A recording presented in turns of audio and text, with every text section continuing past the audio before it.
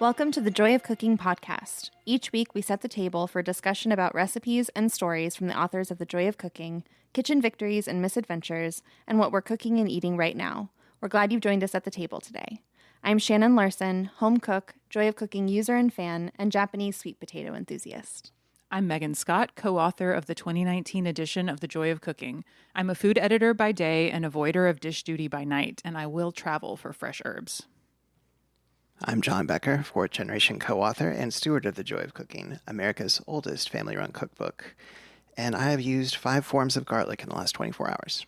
I can't even smell your breath. Well, you know, I try to freshen up before these Before the show, before we talk to each other for an hour. I appreciate that. What has your week been like, Shannon? It's been really hot. It's what been have you been so cooking? hot. It's pretty gross, actually. It's been awful. And I'm not a fan of heat. The reason I live in the Pacific Northwest is I like gray, kind of rainy, colder weather. I would actually like more snow in my life.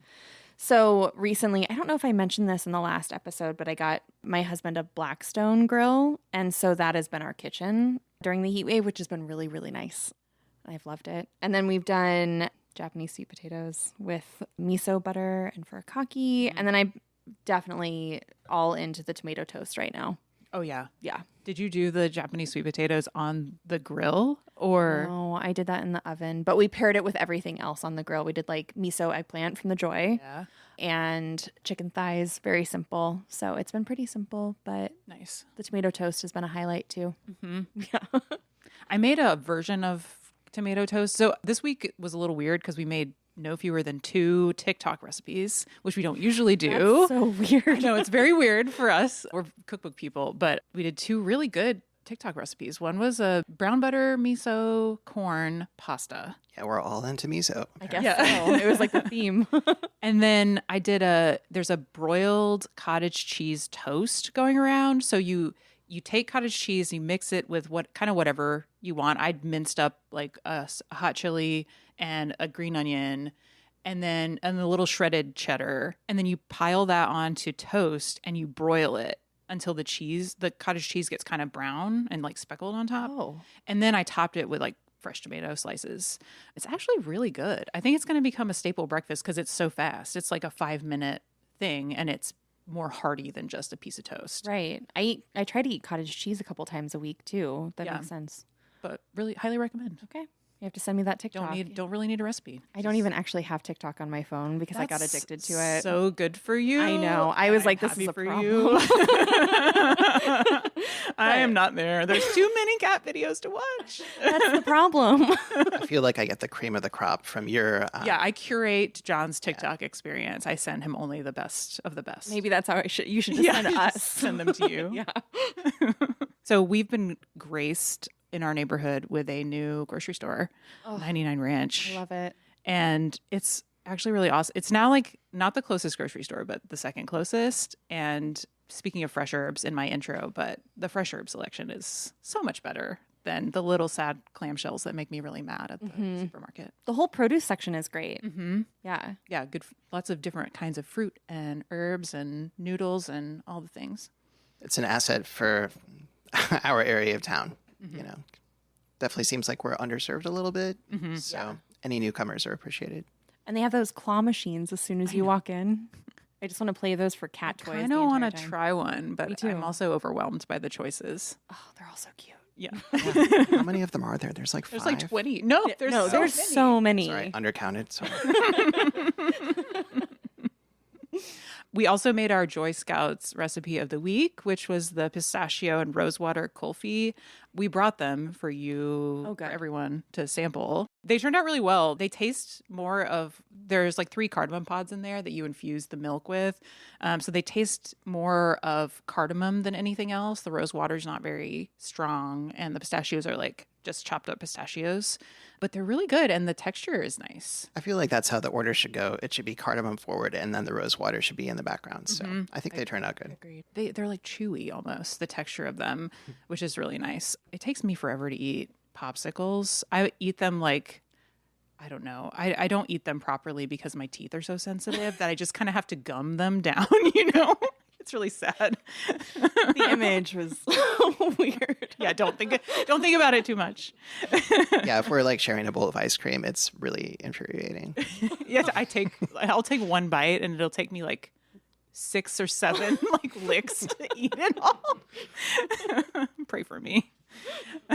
2 spoons. Got to remember, 2 spoons. So if you make our pistachio and rosewater kulfi, page 853, post about it on Instagram and let us know how it goes. It's super easy. We made ours in popsicle molds, so you don't have to get, I mean, the kulfi molds are really cool, but you don't have to get special molds. And What are the kulfi molds? they're like metal, like conical metal molds with little lids. Oh. They're really cool, but we don't have those, so we just used a popsicle mold. You could also use little like paper cups, like water cups, and then just peel the cup away from the ice cream. Easy. It would be easier than the popsicle mold we did use. I've we had had it with issues that popsicle mold is out. It's been cut. Yeah, we're done. This week, we'd like to welcome Lane Selman to the table. Lane Selman is a professor of practice at Oregon State University and a nationally recognized leader in the movement to connect agriculture, flavor, and community.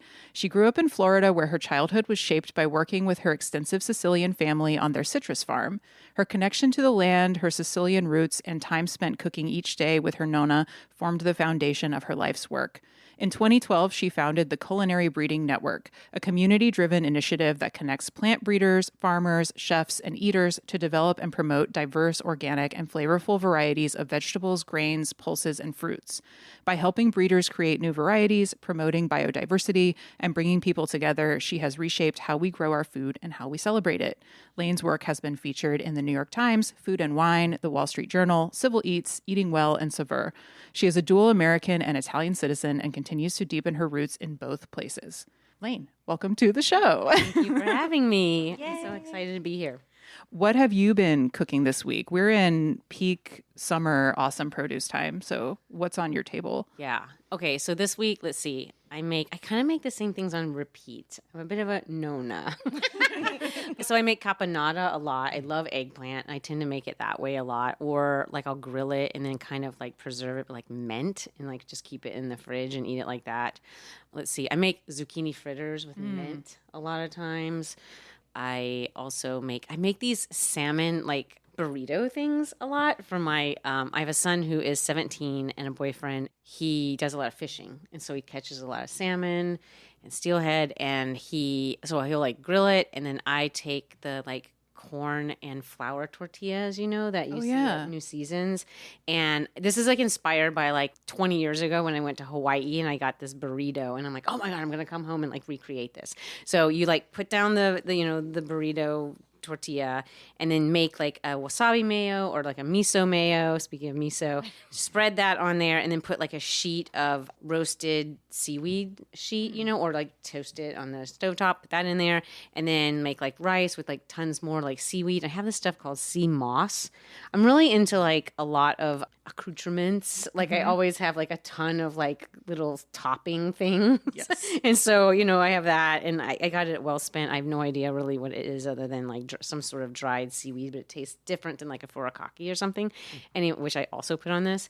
And then I quick pickle, like kind of just like Momofuku style, like cucumbers, or right now, we can maybe talk about this later, I use Armenian cucumbers or caracellos, which are actually immature melons, but you use them just like cucumbers, but they're just like a little more firm.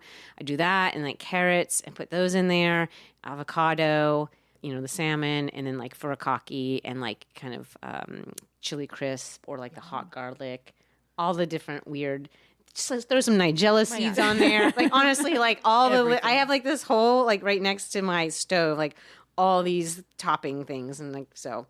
Anyway, it's like crunchy and it's like it's kind of spicy and umami, and I don't know. My mouth is watering right now. That I know. so They are good. so delicious. And I like cook them all the time for like my son and my boyfriend, but then also like, my fancy food friends that come over that are like, full blown chefs. I make that and they're just like perfectly happy, So, I feel like I've been doing a lot of that type of thing. And I make a lot of galettes. It's just easy, right now. Like all the great like a frangipane, and I went to Hawaii earlier this year to do a job, and I bought like tons of macadamia nuts, and so I brought back flour too, which is just like the meal, just ground up like almond meal or whatever. And so sometimes I put that in like the pastry, and then also make a frangipane with that instead of almonds, and it's really delicious. That sounds amazing. I would imagine that the macadamia meal is like maybe a little bit like more economical too. Than the almond? Well, just then like straight up whole macadamia nuts. Oh, yeah, totally. Exactly. Yeah. Yes. Yeah. They had some byproducts there too that I was like, oh, I should take these home. Like they're pressing like the mac nuts for oil. Oh, sure. And then there's like a byproduct too that kind of looked like a rope. It was crazy. I just like ate it. I was like, whatever, I'm just going to eat it. And I was like, sounds good. I couldn't bring all that stuff home. But yeah. And I just put like, I'm a really, like, I know we're here and we talk about cookbooks or anything, but it's like funny because I have bazillions of cookbooks, like a whole room, but I don't often use cookbooks. I have them to like look at them and be like inspiration, but then in the kitchen, I'm like the opposite. And I'm not saying I'm a very good cook. I'm just saying this is how because I grew up with a grandmother and you just cooked and you didn't use. So I go rogue all the time, and you can't do that with baking. So I try to stay like really like firm to my Galette recipe that Kier Jensen gave me, who had sugar cube, in here in Portland, and it's very delicious. And I'm like, okay, Elaine, just do this and just stay focused. And so, but lots of people can't improvise. So I'm like, well, whatever. I guess I'm the opposite. But yeah, it is hard because I'm like, I could just put this thing in there. Like I have this, I don't have that other thing, I'm so guilty of that. I am terrible at baking for that one reason. I'm like, no, I want this in there instead. Yeah. Whatever. See, I do that with baking. I just add stuff sometimes. Yeah, but you're like, tweak it. You know what you're doing. You understand the chemistry behind it, probably. I mean, it doesn't always work. So you're always taking a risk, but it's fun. I think it's fun. You learn from mistakes. Yeah. I learn way more from mistakes, actually. I really, really love a Bundt cake because I feel like I can't really make cakes look super beautiful or as beautiful as I want. I do grow a lot of flowers, so I really I do that, and then I'll like ice it or frost it, whatever you say, and it'll look terrible. Like it'll taste great, but it'll look bad. And then I just like go in the garden and just put a whole bunch of like flat edible flowers. That fixes everything. But you can get the Bundt pans, and it's like this is great. And it's like it just comes out looking beautiful as long as it comes out good. I did so much work on this cake. Yeah. But even then, just extra frosting or icing. Totally. Just patch it up and then drizzle some icing over, and it's fine. Yeah. Oh yeah, I've destroyed some Bundt pans. I got one of those silicone ones recently, and that actually comes out like perfect every time. Oh, that's good to know because I still can't do a Bundt cake. Like it always comes out a little bit messy. That's okay. I think it's okay. Okay. And so silicone, that's the popsicle mold we were talking about earlier that is dead to us now, is a silicone mold. So I think for it's just the way it was constructed because it's like constructed to stay up to really, bear some weight when you're filling the popsicle molds. But it also creates this bubble situation in the center because there are these like cross, I guess, beams, silicone cross beams. Anyways, so those bubbles, the bubbles like keep the popsicle from thawing like up top when you're trying to unmold them when you put them in water. And so we were struggling. The bottom, like the tips of the popsicles end up like melting by the time by the time the part is thawed a little bit. Right. Yeah. Bummer. Yeah. But it works better for Bundt cakes, I think. What summer produce do you try to eat as much of as possible before it's gone? Okay, so this is spring, I guess. With the beginning, here we go. I love favas so oh my much. Gosh, same. So yeah, I will eat just like bazillion as much as I can possibly get of favas. And then I do really like eggplant, which I find so curious that so many people don't like it. They're really weirded out by the texture, I guess. But it's so lovely because you can make all different types of cuisines are used with it. It just sucks up everything that you want. And so I feel like I eat a ton of those. I don't actually really like pepper. I do not like green peppers. Same here. Even the tiny cute ones. Yeah, I will eat like poblanos or something like that are not, but like green, like immature, like exactly, like not yet actually at the mature stage. I don't like those at all. I don't like that harsh, like vegetal kind of flavor. But I really love roasting, and I don't like to eat like raw peppers. and I don't even love them sautéed. But anyway, let's just talk about what I don't like. But I love them roasted so much, so I make tons of roasted peppers so that I can make romesco like all year. Romesco is so good. Right. Yeah, yeah, absolutely co-sign. This is an eggplant friendly podcast. I was just thinking that, like, in the very beginning, we talked about eggplant in every episode just to drive John crazy. It was not just a dry beak. It was totally organic. It was organic, and it was like a cherry on top that it drove John crazy a little bit. So I wasn't now my complaining. sister is like, the other day she was like, you're not beating these big eggplant allegations. We're getting secretly paid by big eggplant. I would take it. So Lane, do you end up traveling a lot for your job? yeah. I do. It comes and goes. I feel like because I work at a university, I feel like I go to a lot of conferences, and so I do that some. And then I do, I organize these events that one is called the Variety Showcase, which is really trying to kind of pull back the curtain on like what plant breeders do in the seed world that a lot of people don't really know what that is, And so I'm, organizing these events where at all the different tables, there are either, plant breeders or seed growers that are there that are matched up with chefs. And so it's kind of presenting their work. And I try to really bring like art into it and have people like present it in a really artistic way because I kind of work in this academic world, so it's like, okay, let's don't have the handouts and the charts. Like, let's bring the beauty, And so those a lot of times are tied to grants that I get, and most of them are federal grants, some are state grants, but they can be, and I work on a lot of national projects. So a lot of the work I started doing was kind of like more regional, and now it's more national. So I work a lot with like Cornell University, University of Hawaii, Clemson, University of Wisconsin at Madison. So that one is kind of like a traveling road show at this point. Like we had it here, the 10-year anniversary in Portland last year, which you guys have participated in. Everybody here has participated in. And so that was really fantastic. And then this year, it's going to be in Madison, Wisconsin in October. And then next in 2026, in August, it'll be at the Glenwood Center, which is it's a center for regional food and farming. And it's in the Hudson Valley that's awesome. of New York. And so it'll be there. And then we'll go to the Southeast, which is kind of like uncharted territory. Like I'm originally from the Southeast, but we haven't had this event yet there. And then it'll be back in Portland in 2020. Where in the Southeast is it going to be? Good question. We have not solidify a location. We're looking at maybe Durham or Raleigh, North Carolina. Hell yeah. Please do it there. My family lives in North Carolina, so I will go. I will be there. Good. Yeah. I think that's really a central place. And also I work with wholesale distributors, like Organically Grown Company here. And there's one called Happy Dirt maybe or something. Anyway, don't quote me on that. And there's a wholesale distributor of organic produce that is in that area, and I think because that's what a lot of this stuff is. It's super community driven, right? So it's I'm gonna also thinking about Hawaii, and I'll talk about that in a minute. But going into somebody else's community, it's I don't know what the needs really are, and so for instance, I do work in Hawaii. I have done 3 different events there, and they have completely different needs than anything that we need here, because they import so much of their food, and so we are trying really. That one is a little bit of a when I do the Variety Showcase, is a bit of a blend between the Variety Showcase, which is about seed, and the Sagra, which is really a celebration of what you eat locally.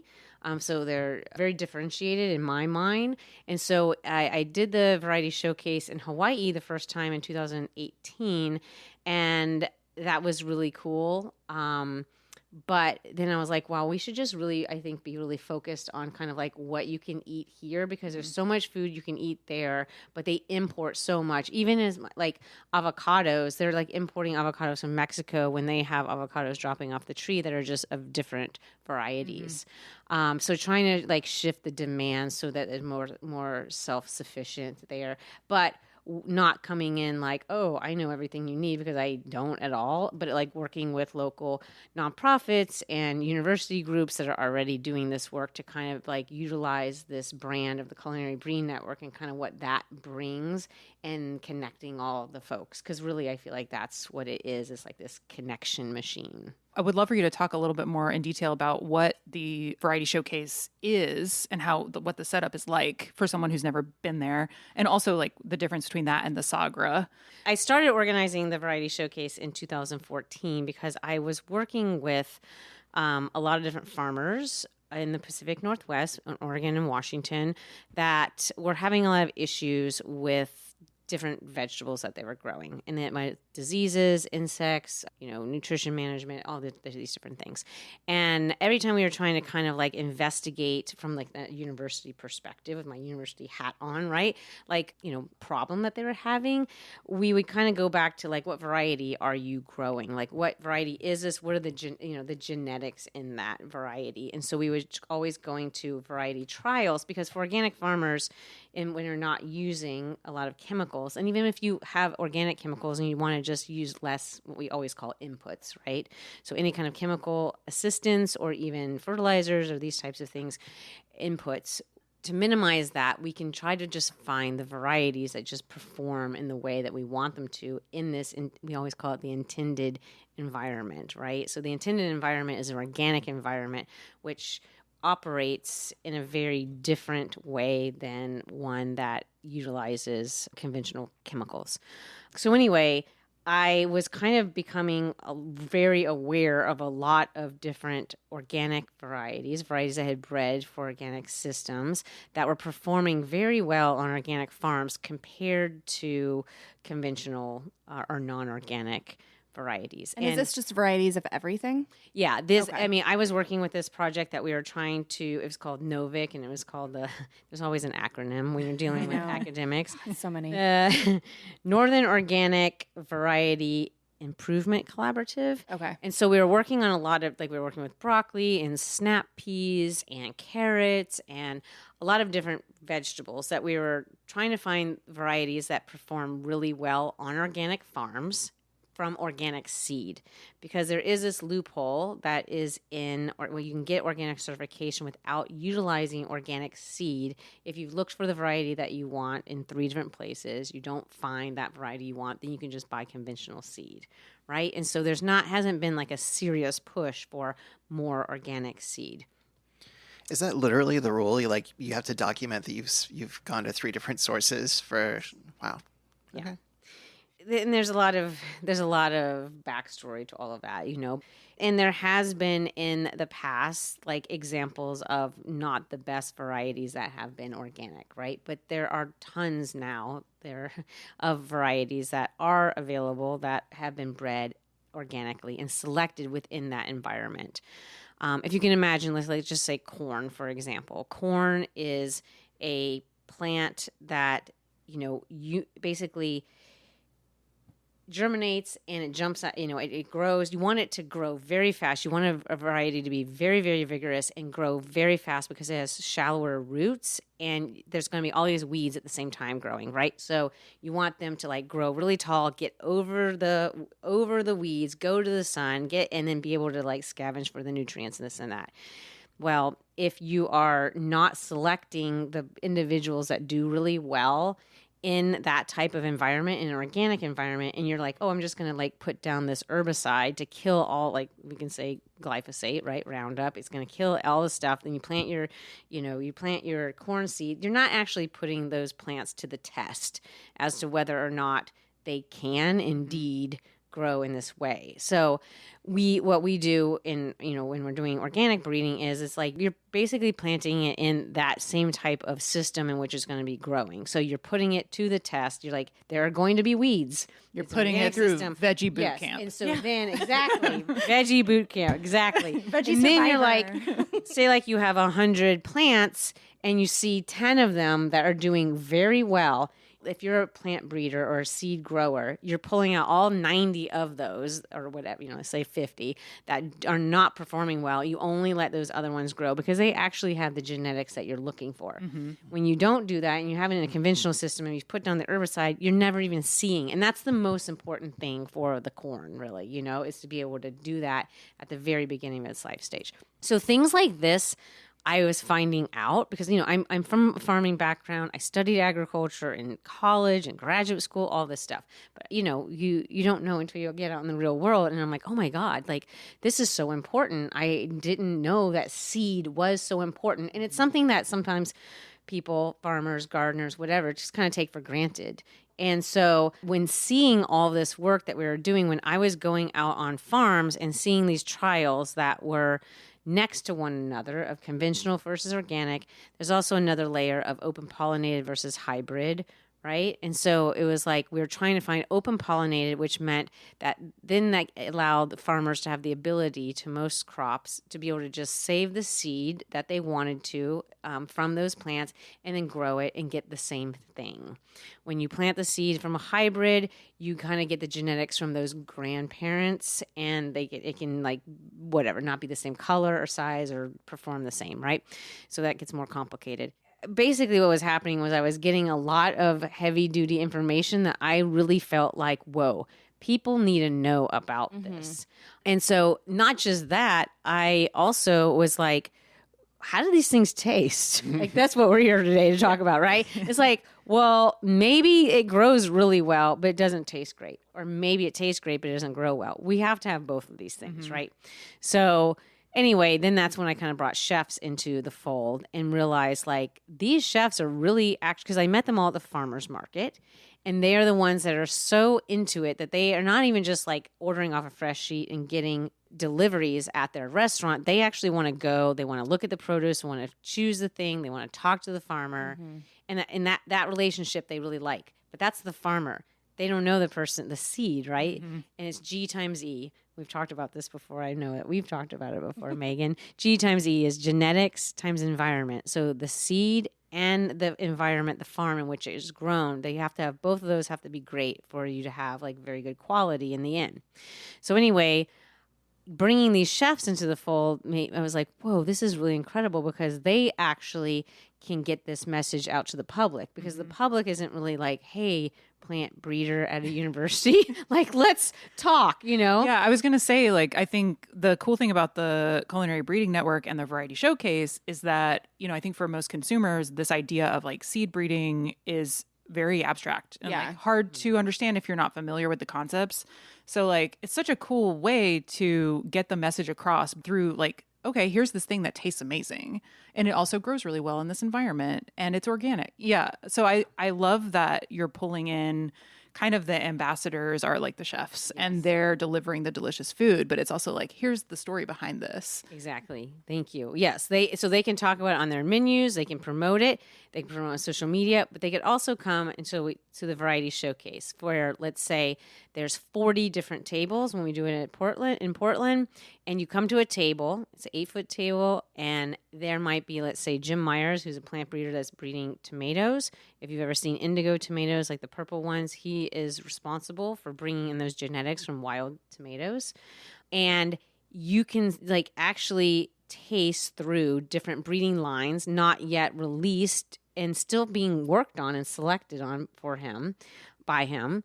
So that you can't even open the seed catalog yet and get something like this.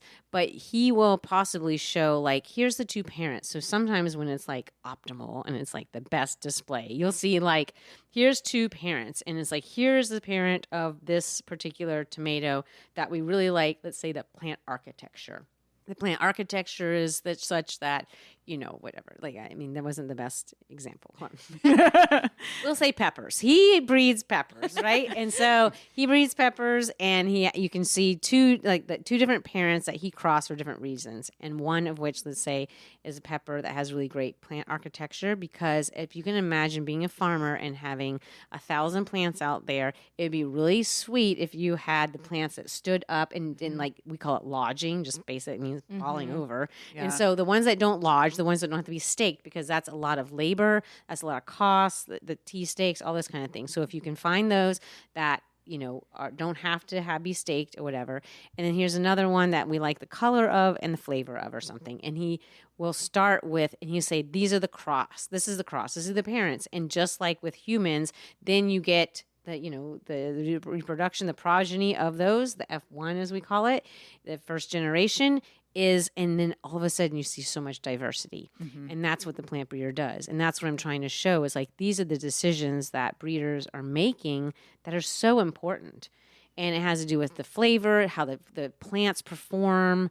It's all these things, you know? And so it's really cool. And it's also challenging, I think, to all of the folks that have these tables to be able to, in this kind of visual way, kind of show people. I'm like, look, we're not going to take them out to the field, which would be really cool, but you have to bring the field to them. You have to be able to show what this, what you're actually doing and communicate that to like just general consumers. Well, and I feel like it's so, like, as somebody who loves to garden, getting seeds that you know are going to produce delicious things and also not be a ton of work. I mean, it sells itself too. It's just like, yeah, I want those.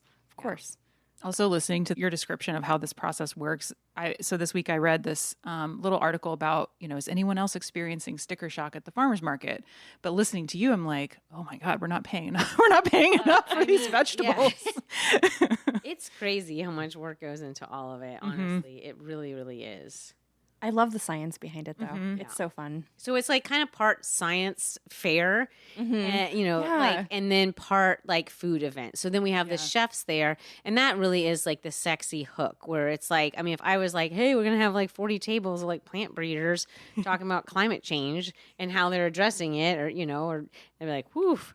So, but then we have like, all the chefs, and then so you can maybe come up to a table and taste raw, like different tomatoes or different carrots, and look at all of these different, we call them phenotypes, the way that they look, right? So it's like they could be orange and yellow and starburst kind of carrots and this and that. You taste all of them raw, talk to the plant breeder, tell them what you like. But then there's also a chef there that's taken one that we really want people to kind of remember when they leave.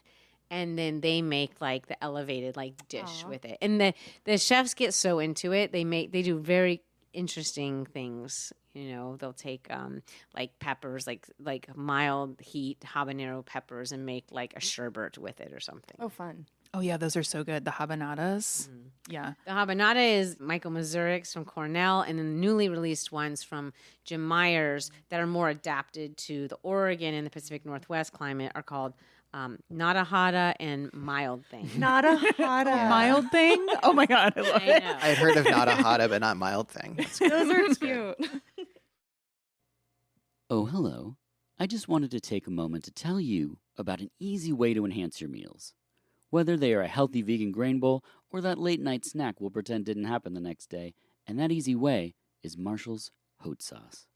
For 15 years, chef and cookbook author Sarah Marshall has been hand-making and bottling these delicious sauces.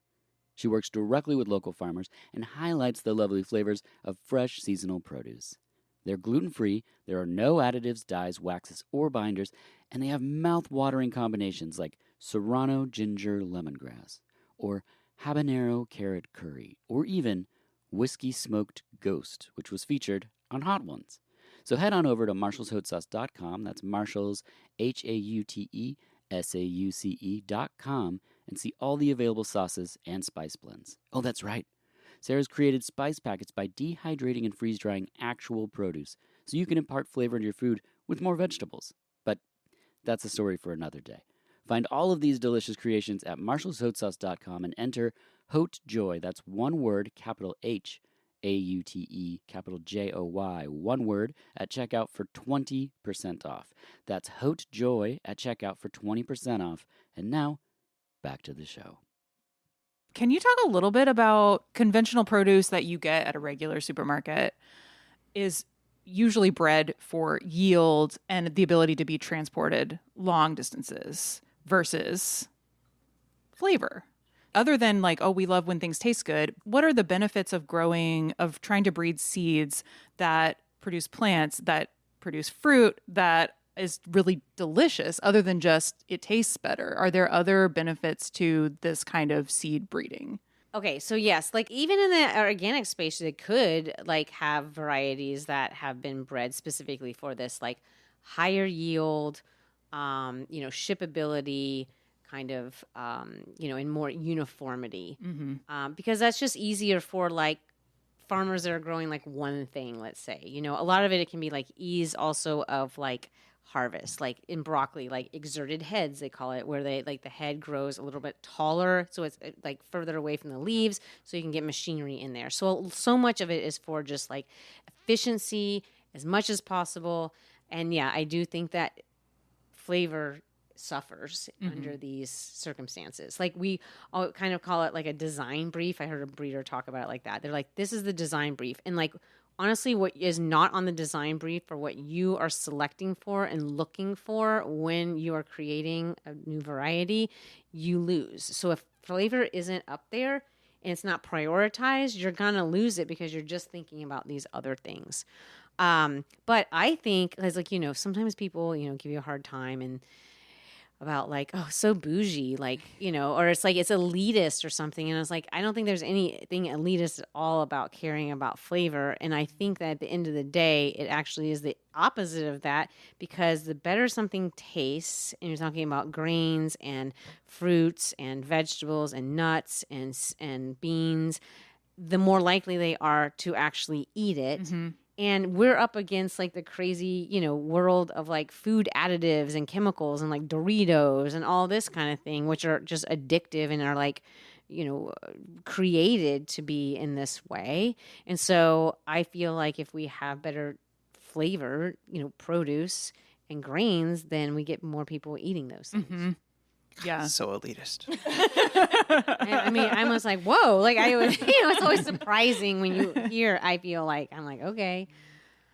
Yeah, you can fuss with it. You don't have to fuss with it. It's like when you heard about what I make at home, it's like when people comment and say, like, oh, you're like a really great cook or whatever. I was like, I'm never doing anything complicated, but I always do start with really good quality stuff and just know how to not mess it up, I guess, to just be able to then serve it to people. But it's like you're starting with something that tastes really good. I've completely stopped buying any squash from like a big grocery store. I can't do it because I was like, I don't think I like squash. And then I just started only growing them or eating them from the farmer's market. And I was like, oh, I love squash. Like squash. Yeah, it actually has a lot of flavor. It's actually pretty funny. I feel like one of the first aha moments I had at a variety showcase was there was a sampling of winter squash seeds, and one of them tasted like cheese. I remember those. The pumpkin seeds that tasted like blue cheese or something. They were so good. It was crazy. It was a crazy experience. It's like, what is this magic? Where do I get these? Yeah, I'm glad you brought up like how, you know, you cook these things simply, because I remember I had like a really silly question, or I felt like afterwards like, oh boy, that was a silly question for Lane. But it was, you know, all these new varieties. I was just like, you know, does that really affect anything about how you're cooking them? And the answer is no. It's just like you're starting off with like something that's much, much tastier. I think so. I think like people ask a lot of times about like, let's think about it. I mean, I think about Italy a lot, right? And and it's like, they're like, how is this so perfect? Like this thing at the, let's just say a dish at the end of the day, but it could be things beyond food. But I'm like, people in Italy care, I feel like for the most part, it seems like, so much about quality that every single step of the way, it is not compromised. And I remember when Joy of Cooking had, like, you guys were in that G times E room, and we were talking about like how like outside of the G, which is genetics. So now we're talking about like the E. I remember we were looking at like different types of soil and how that affected the same variety of carrot. Mm-hmm. And we allowed people to like taste different, like the same variety of carrot, but grown in different soils. And then also like lettuce that was harvested in the morning versus the afternoon. And then like maybe washed with like warm water, cold water. And so you think about each step of the way, if you had someone that was really very, very focused on quality that whole way, the finished product that you would get at the end, versus like if you're always every step of the way like compromising for economics or just like yield or whatever, more of it. I was just talking to Sandro that has Pinolo Gelato about like the difference in pistachios that are here in the US and California versus the ones that are in Sicily. And I mean, they're like drastically different. It is so stark. It's so different. It's just insane. Yeah. And it's like, I just think about being in a situation where it's like if there's like 10 steps, it's like, well, there's a lot of different areas for things that get messed up. Yeah. Yeah. Right there, Okay, so then I was organizing these variety showcases and doing the work that I did with seed. And then I sometimes I feel like I'm Steve Buscemi in the Portlandia episode where he's the PR representative for celery. I don't know if you remember this episode, but I remember being like, hey, this isn't funny at all. It's like, this is like a personal slam on my life. Too close to home. But I feel like that's kind of what happened, where I kind of became like, I don't use the word influencer or whatever, but I became known for like having an effect or an influence on like what farmers were growing a lot of, right? So I was working on the project with winter squash, and we talked about winter squash a little bit. So in winter squash, the key word here is winter. And so a lot of the winter squash in like the grocery stores it's being pushed to like have it earlier and earlier, which is not good for the public image of the winter squash, right? So it's like, we have it like now, like we right now are recording this at the end of August, and let's say the beginning of September, like we don't need to be eating that. We have so many other things. And there's going to be delicata in the grocery store in like 2 weeks. Right. Yeah. And I'm really into saving those things and like looking forward to them in the season in which they should be, right? And when they're going to taste the best and when consumers are going to have the best experience with them, right? That's been the push. But I was working with farmers to try to find winter squash varieties that tasted really great, but also like stored as long as possible, because it's winter squash. And the whole like, the job of the winter squash is to store into the winter, not be done at Thanksgiving. That should be the first time we all have like some winter squash for the season, I feel like. But that's sometimes when people are like burned out by it and they're like, okay, I'm out. It's like, no. So we actually had like some probably bumper stickers that said, put the winter back in winter squash and all and all this kind of stuff. But we heard from farmers, delicata. So there's also like 3 different species of winter squash that we're talking about. And so like delicato is a pepo, which is actually a pepo. The species is the same as like a summer squash. They do not store as well anyway, but then we have moschata and maxima also. And so actually the ones that are the most popular here on the West Coast, which are the delicata and the butternut types at this time, now we have a few others that have gotten popular, were the ones that stored the worst. And it was like, well, this is terrible. And, farmers are like losing money on it. Like they're harvesting them earlier. They're not tasting as good. They're like selling them before they need to. People are having a bad experience and thinking terrible things about winter squash. And then they're rotting. And then it's like, there you go. That's the season. And it's only, November. So anyway, we started having this thing called like Squash Party, and bringing together all of these farmers and chefs and kind of like retailers to like kind of talk about like, okay, like how do we market these other squash that we were finding out from field trials. So like I'm kind of like the person, like the work that I do is kind of like the very public facing stuff, but all of it has trials that are happening in the background that most people don't see. Sometimes they do when we have field days and people come to it, but not as many as like a food event. So anyway, squash parties. We were fine. Squash party. We knew which ones performed really well, but they were the ones that were like, God, how are we going to get like consumers to eat these things? So we would get all together and talk about this. And then we had our first like sagra, but it was called Squash Party. And we did it in conjunction with Friends of Family Farmers, and they had like a farmers market for like the winter where you like stock up and buy a bunch of things. And then we like had this huge display of all these winter squash, told people about them, let them taste them. We had hats, the whole thing. It was like all crazy and fun, like a little festival. Wait, what did the hat say? Oh, well, we just had there was this like funny hats that you could wear and get your picture taken. It was called, a squash is a cucurbit, right? So we called it cucurbit cuddles. And so you could like cuddle like your favorite. Because a lot of the squash are very cuddly. Yes. They're very cute and warty. And imagine, big ones that are all warty and crazy and huge. Because that's the problem too, that a lot of the ones that were like super awesome tasting and storing are really big. Now, chefs will use those like crazy and they love them. But people at farmers markets and in grocery stores want like a single serving, you know? They want that. For some reason they're scared to like cut the squash and save some of it for whatever reason. And because of food safety regulations in the United States, you know, you have to like cut them in like a food safety, like approved, you know, like a kitchen.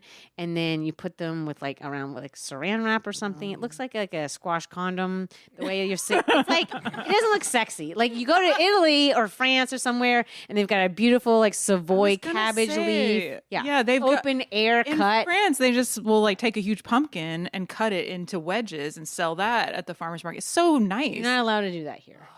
Can't have any fun here. I sound bougie. So we can't do that. So that is the problem, right? So anyway, then I went to Terra Madre to Italy for the first time in 2014, and I was introduced to the concept of the Sagra, and I saw like a little flyer, a little accordion-like flyer. It was like Sagra del Zucca. And so it was the winter squash sagra. And I was like, oh, that's a cooler word. And that really, and I started looking into what a sagra is. And a sagra is actually celebrating something local. It could be a dish like radicchio risotto, or it could be like the red celery that we grow here or whatever. That's something that's local, that is culturally important and like agriculturally important, usually in an area. And then that's when I started calling these the sagra. So in my mind, the differentiation is the Variety Showcase is educating people about plant breeding and the seed world, which is behind the scenes. And then the sagra is more like just the celebration of what we can eat local. And I've really kind of moved that into like kind of the underdogs. It's like the things, the culinary things, maybe the eggplant, maybe the fava bean, like maybe purslane, barley, buckwheat, like a lot of things I work with are actually things that should be more prevalent in our culinary world because they do grow very well here. They're adapted here. They're wonderful. It's a wonderful way to support local farmers, but kind of shifting that demand and creating demand for that here. Mm-hmm. I feel like that resonates really well with Americans too, because we love our little food festivals. Like we have all these, we already have all these regional, like there's the Garlic Fest, and then on the East Coast they have like a Ramp Festival.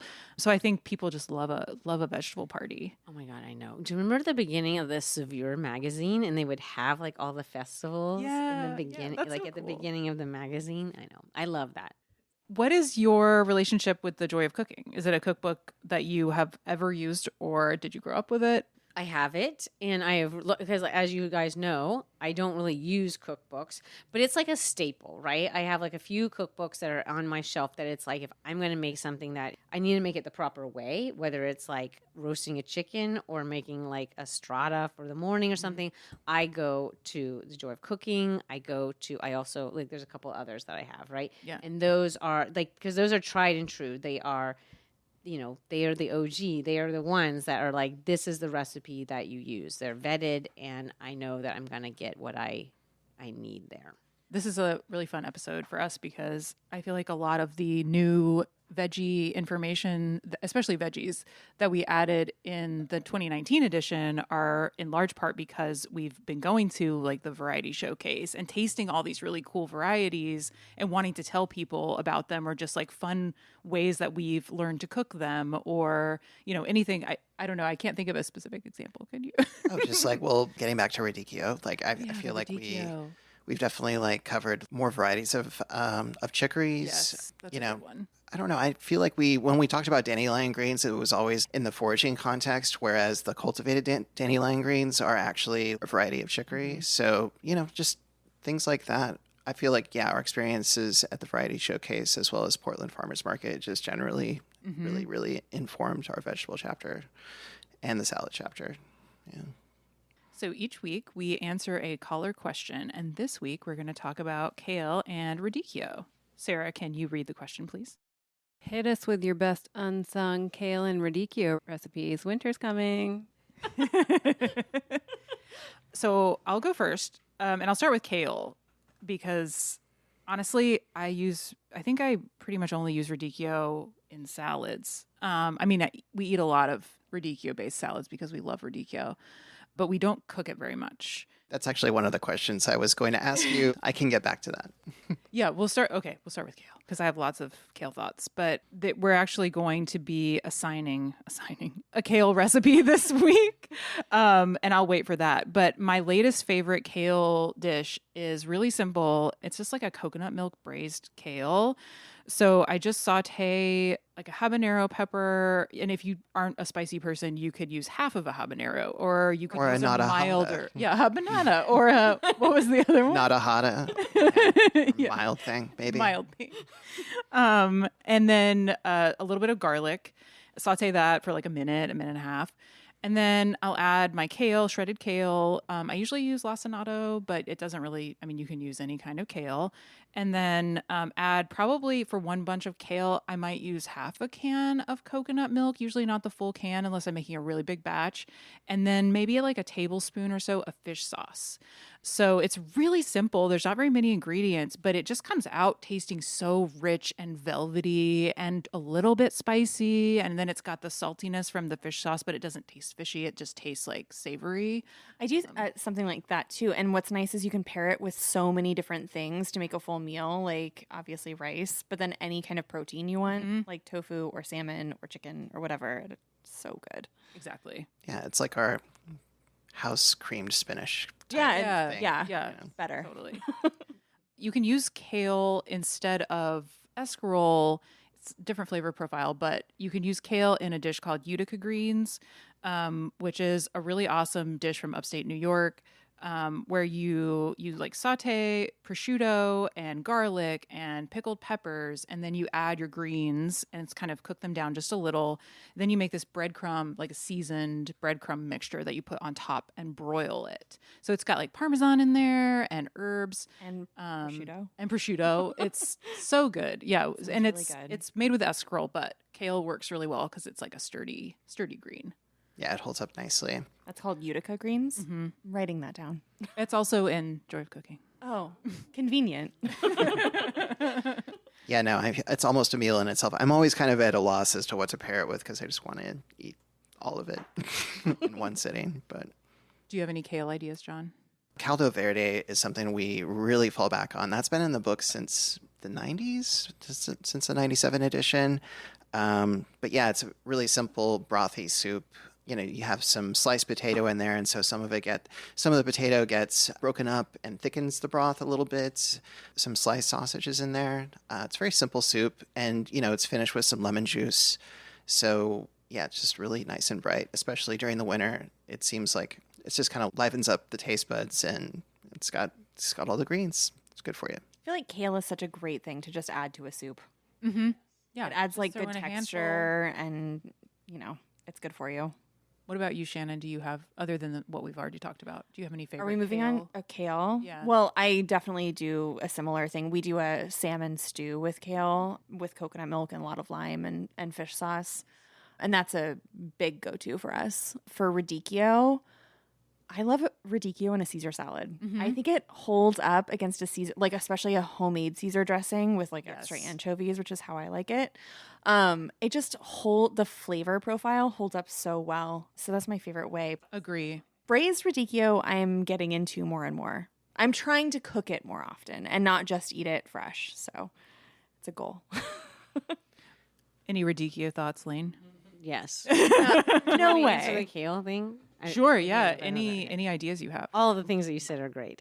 And I do, I really, really love it with coconut milk, coconut cream. It's really delicious. I do that a lot. I really love, and I've never actually made it, but my friend Sarah makes it all the time. It's like the kale sauce with pasta. Yes. Oh God, so much. That is really good. I love that. And then again, I cook a lot of times with my son and my boyfriend, and they asked me one day to make chili, which is maybe something I would go to Joy of Cooking, maybe, I don't know, or something like this, because I don't know what is supposed to be in there. And I just was, I wing it in the kitchen, and I did a white bean and kale and anchovy thing. Oh my gosh, and they were amazing. like, "That's good, but that is not chili." That's very delicious together. It sounds delicious and also upsetting to many people. They were watching football, and it was like, "Here you go," and they're like, Oh God! It reminded me of everything I ever tried to make when my grandmother just turned Italian. I'm like, let's make this like Vietnamese thing, and then she'd be like, let's put a little rosemary in it. I'm like, what? Anyway, we would just get all wacky. Anyway.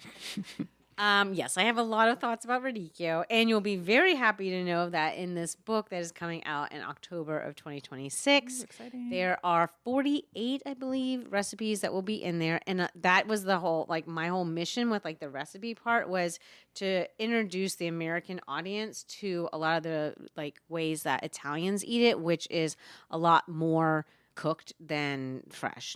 Well, and I think that's what we need help with. Like, I feel like I need help with figuring out how to cook radicchio more often, especially because I think some people don't like the bitterness of the fresh radicchio the way that I like. I love bitter. So it's a flavor profile I love.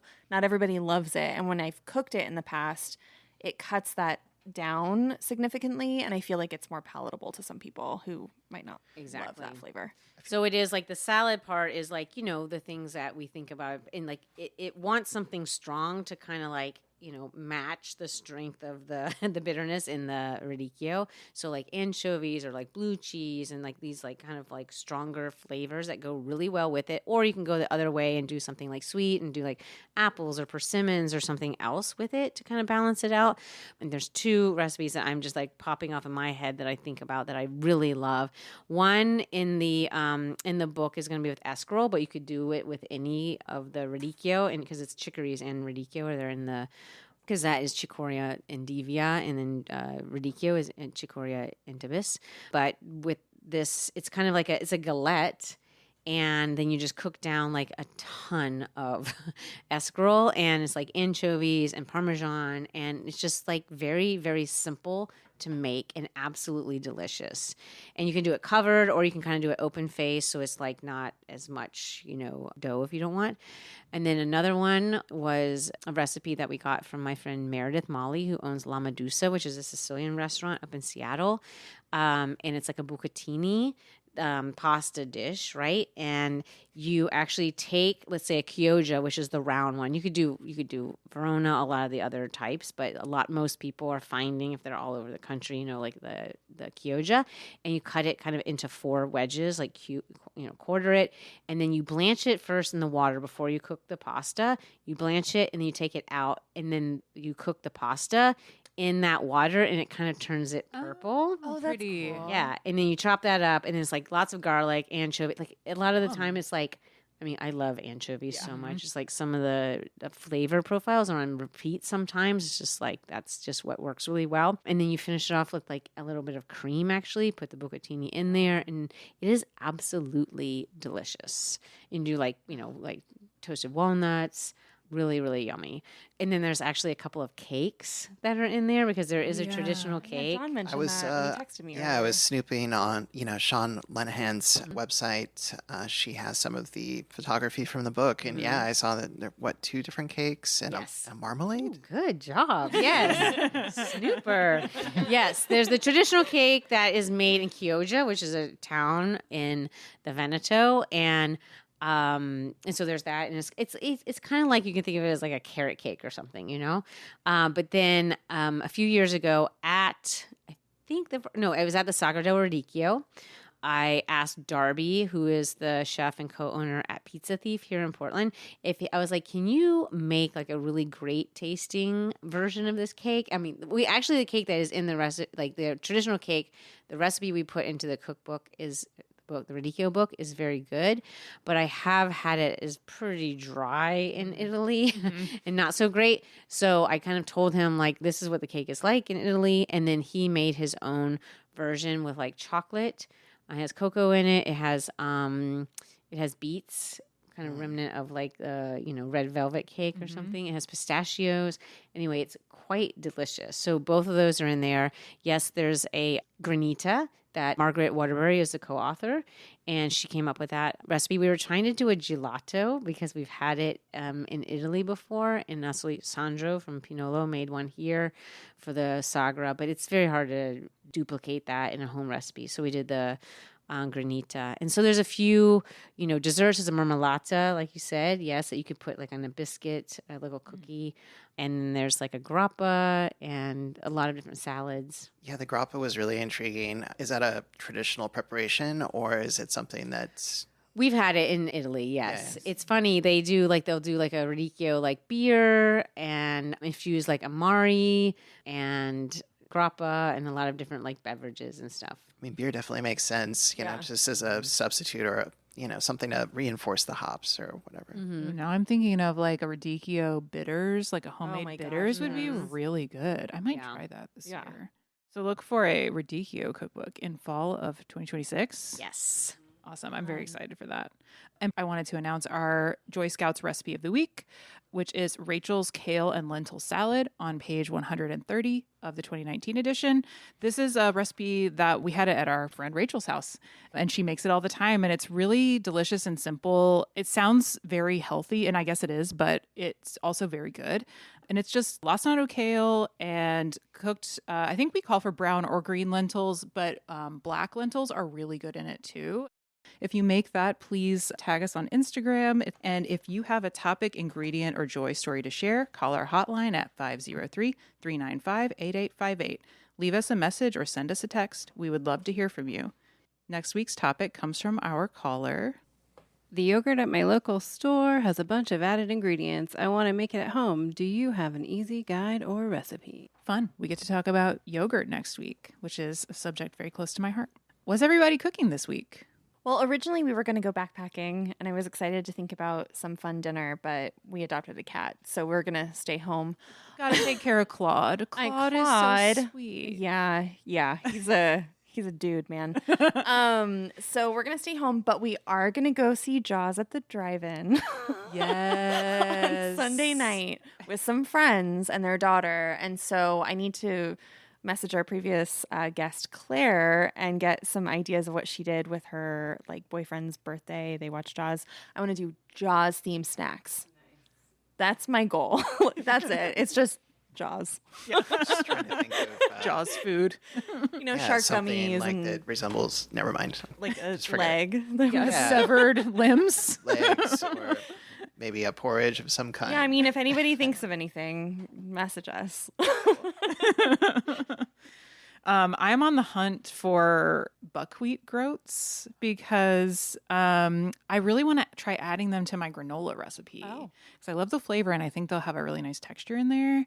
But it's harder than I thought to find them. I looked What at are they? Well, they're just like buckwheat, the whole buckwheat before it's ground. So like whole kernels, or I'm not sure is there a term for buckwheat? That's it, the groats or the seed. And good thing that you have a buckwheat zine now. I know, I'm so excited. They will tell you where the sources are for that and also a bunch of recipes, including a granola too. Awesome. Nice. Yeah. So I got buckwheat on the brain, but it's been hard to find. Like even in the bulk bins at like our local natural foods store, they didn't have buckwheat. I'm glad that I now have some new sources to check out for that. Roman Russian market. Oh yeah, probably a Eastern European you would have it. Yeah, I can say this on here if you want it. I can get some imported ones that are from at Kochka in their little store, but Camas Country Mill sometimes has it. Okay. Also, Lonesome Whistle might have it. That's a good idea. Chimicum also, Chimicum Valley Greenery has some sometimes, Nice. and there's a few others that are in there. Okay. Cool. Well, thank you. Done. Check that off. Yeah, exactly. We got some Royal Corona beans in our bean box most recently, and we're going to try marinating them in aguachile, which is like a delicious green. I mean, I think there's other colors, right? Don't quote me on that. Yeah, I'm not. The one, sure. the aguachile we make all the time is a green one, and it's like cilantro, lime juice, maybe some onion, I add cucumber to it. Well, we have a lot of cucumber right now, so it's definitely going in there. We have so much cucumber. And you blend it all up. Oh, and green chilies, so as spicy as you want, and then salt. And you blend it up, and usually you're marinating raw fish, or cook some shrimp in there, or like raw scallops that kind of get cooked in the acidic marinade. It's like a type of ceviche, but we're gonna try that with the Royal Corona beans because I think that would make a super delicious aguachile. That sounds really good. What about you, Lane? What are you cooking this week? Well, I need to get on the elotes because, you know, the corn season is so ephemeral. I love that. And I have actually been like very obsessed lately with halloumi. So I just want to like grill it or saute it or whatever. So, I mean, I feel like during this time of year, I'm just trying to get as many just simple ingredients into my mouth. Yes. And just not keeping it not too heavy or anything like that. But I love corn. And before we wrap, where can listeners follow you? Oh, you can follow Instagram. Culinary Breeding Network is probably like the most up to date. There's a website also where you can sign up also for like a newsletter that maybe comes out twice a year. It just alerts you of things, but it really is like Instagram is the best way. Awesome. Thanks for listening to the Joy of Cooking podcast. Before we go, show some love for your favorite podcast by subscribing to the show and leaving us a review. Follow us at joyofcooking.substack.com and on Instagram at thejoyofcooking. Stay tuned for next week where we will tackle yogurt. And don't forget to make this week's recipe, Rachel's Kale and Lentil Salad, on page 130. Call in with questions, hopes, history, or where you find joy in the kitchen. Our number is 503-395-8858. That's 503-395-8858. And we couldn't do this without our fantastic team at the Joy of Creation production house. Thank you to Dave Drusky, our production coordinator, Haley Bowers, our audio engineer, and Sarah Marshall, our producer. If you love the stories we bring you each week, please consider supporting us on Patreon. As an independent media company, your support is absolutely essential. It allows us to continue creating high-quality professional episodes that amplify the voices of women, small business owners, writers, artists, and creatives, and keep their stories free from commercial pressure. By becoming a Patreon member, you're not just supporting us, you're investing in the future of independent media. Please visit patreon.com/The Joy of Creation Production House to join our community today. Thank you for listening and supporting our podcast dreams.